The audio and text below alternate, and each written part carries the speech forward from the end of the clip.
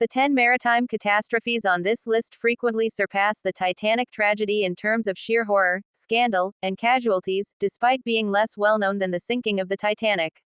Here are tales of bravery, cannibalism, endurance, murder, and disappearances without a trace, with human nature itself proving to be either the castaway's savior or fate. Number 10. The devastating mishap of the SS Arctic, 1854. The idea of women and children first is well known if you are familiar with the sinking of the Titanic. What if, however, this rule was broken?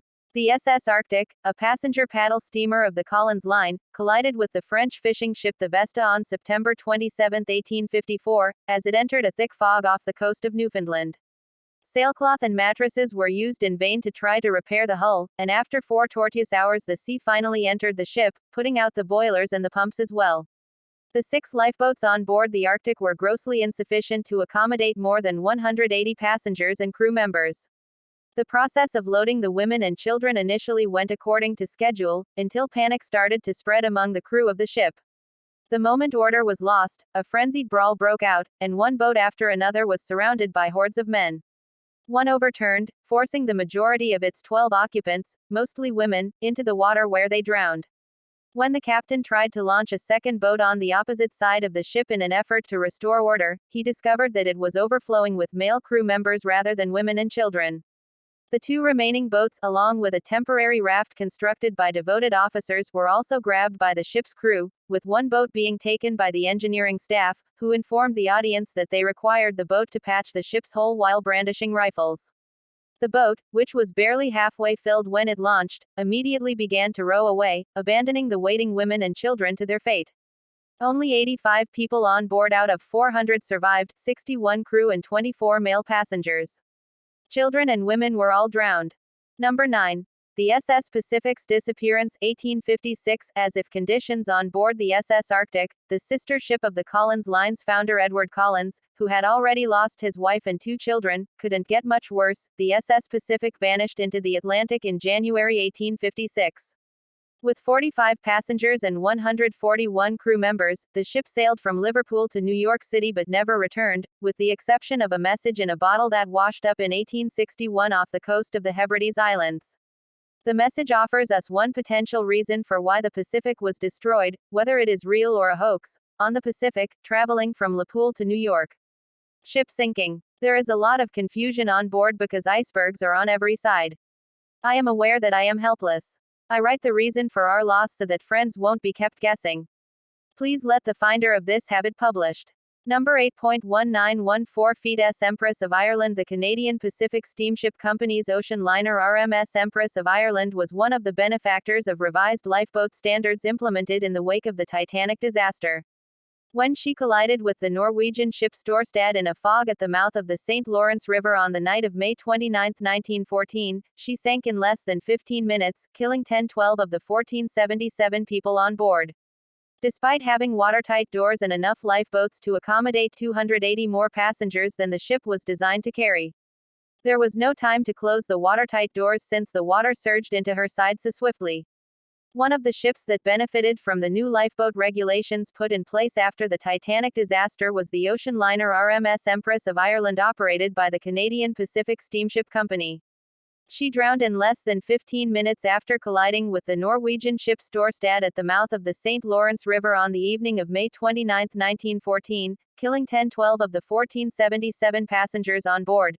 Despite having watertight doors and 280 more passengers on board than the ship was intended to handle, the rapid movement to starboard rendered the port side lifeboats useless because they couldn't be lowered.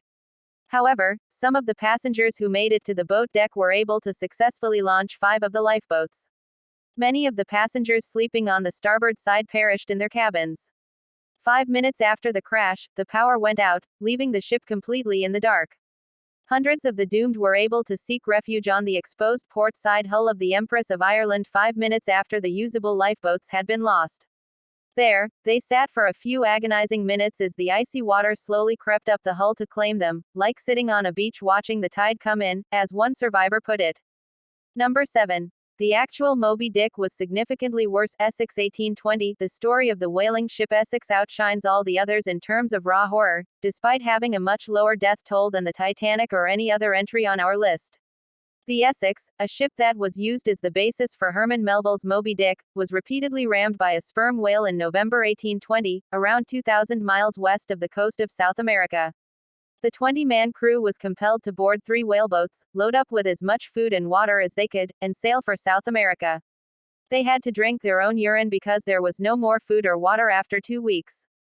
Water and food collected on arid Henderson Island momentarily kept them alive, but once they had eaten everything on the island, they set off again in their boats, 3 men opting to stay behind. The men in the boats started passing away in January. The first 2 bodies were thrown into the ocean, but after a third passed away, the guys became so hungry that they turned to cannibalism. They followed suit as more guys perished. Soon, even this desperate influx of food was insufficient, and the remaining men decided by drawing lots who would be the next victim and meal. One of the others, who died 10 days later and was also devoured, drew the black spot and promptly shot and slaughtered an 18-year-old boy called Owen Coffin. The 5 confused survivors, who had eaten no less than 7 of their companions, would not be rescued off the coast of Chile until late February 1821. Number 6. The Tragedy of the Steamboat Sultana, from Nightmare on the Mississippi, 1865. Think about it.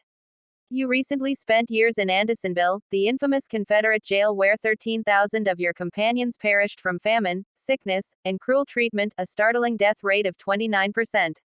After 4 grueling years, the Civil War is finally finished, and you have just been informed that you are returning home.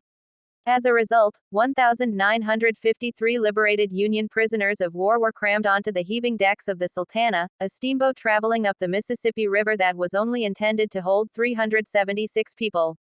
The Sultana, carrying 177 more passengers and crew members, moved slowly up a Mississippi that had been swollen by one of the greatest floods in recent memory. Everything was going smoothly until 2 in the morning on April 27, 1865, when both of its defective boilers unexpectedly blew up under pressure. The boat's center was blown out, the pilot house was destroyed, the smokestacks were brought down, and hundreds were trapped in the burning debris. Many of the hundreds of ex-prisoners who jumped overboard drowned right away because they were unable to stay afloat in their frail condition. Those trapped underneath the collapsing decks were scorched or burned to death. Around 7 a.m., the Sultana's hulk eventually sank off the coast of Arkansas, leaving 1,169 men dead, making it the deadliest maritime accident in American history. Number 3. The SS Atlantic wreck, Halifax, Nova Scotia, 1873. The loss of the SS Atlantic on a separate April night some 39 years earlier was the White Star Line's worst disaster before the sinking of the Titanic in 1912.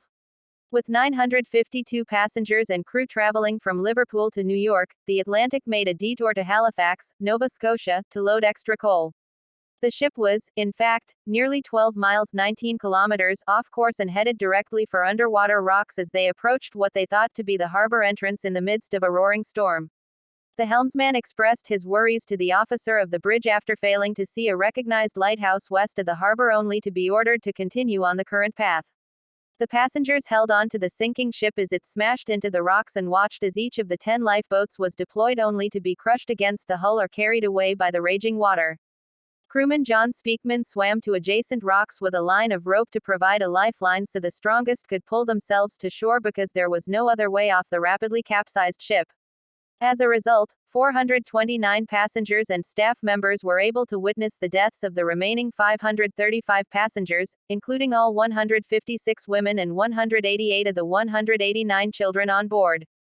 The loss of the Atlantic was the deadliest civilian maritime disaster of its time, commemorated in artwork by Winslow Homer and Currier and Ives, and was only surpassed 25 years later by our next entry. Number 2. How the La Bourgogne began 1898. On July 4, 1898, in the early morning hours southeast of Halifax, Nova Scotia, the iron-hulled sailing ship Cromartyshire collided midship the SS La Bourgogne, a French ocean liner traveling from Le Havre to New York. Those who slept on the starboard side of the ship either had no chance of leaving their berths or woke up to find that the water in their compartments was quickly filling up. The crew attempted to deploy the port side lifeboats after the starboard side boats were damaged or destroyed by the collision, but they were unable to do so because of the increased list to starboard and the port side rolling up into the air. Within 30 minutes, the ship settled and slid stern first under the waves as order broke down and people struggled for space in the undamaged lifeboats. The crew of the Cromartyshire, which was still afloat, didn't realize how much worse off the La Bourgogne was than herself until the sun rose and the fog began to clear. Only then did they start helping the survivors. It was too late, though. Only 173 of the 726 people aboard survived, and all but 70 of them were male crew members. All but one of the 300 women aboard would perish, along with all of the children. Number 1. Australia's 60 Minutes Batavia 1629. The Batavia, a ship owned by the Dutch East India Company, ran aground in June 1629 off Beacon Island, a lonely coral island located 80 kilometers 50 miles west of Western Australia. Although her fate was a fairly regular occurrence in the age of sail, the Batavia's subsequent events earned her a place on this list. Despite 40 people drowning, the remaining 322 passengers and crew members managed to land on a desert island where they discovered that there was no fresh water and only birds to feed.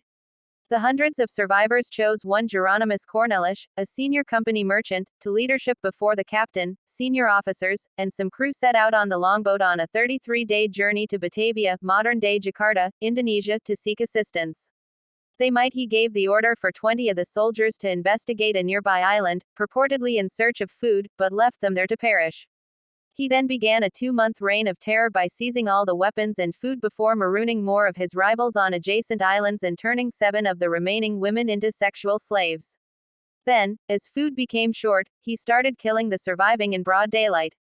Before the 20 soldiers, who had refused to perish on their desert island, put up a fort and sought safety from the mutineers, about 110 men, women, and children were drowned, cut, strangled, or killed by beatings. A battle broke out after Cornelish declared war on the soldiers. The captain of the Batavia arrived on the rescue ship during this inter-island conflict, detained the mutinous crew members, and tortured them until they confessed. When Cornelish and his supporters were put to death, the nightmare for the 122 remaining souls came to an end.